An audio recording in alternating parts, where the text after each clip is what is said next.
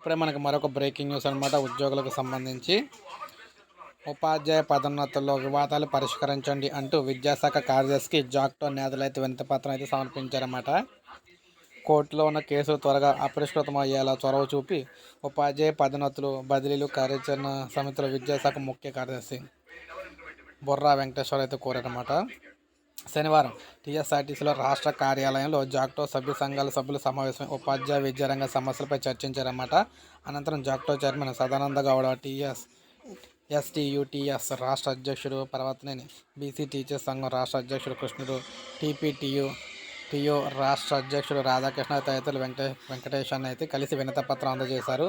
తొలిమెట్టు ఉన్నత కార్యాలయాల అదేవిధంగా డిప్యూటేషన్కి సంబంధించి మొత్తంగా చూసుకున్నట్లయితే ఏది ఏమైనా ఉద్యోగులకు సంబంధించి పదోన్నతులు కావచ్చు, బదిలీలు కావచ్చు న్యాయం చేయాలని 2010 ముందు ఉద్యోగులకు చేరిన ఉపాధ్యాయులకు టెట్ అర్హత నుంచి మినహాయింపు ఇవ్వాలని జీవో 317 ద్వారా పోయిన పోస్టులన్నీ అంటే బదిలీలన్నింటినీ కూడా పూర్తి చేయాలని చెప్పేసి విజ్ఞప్తి అయితే చేశారన్నమాట.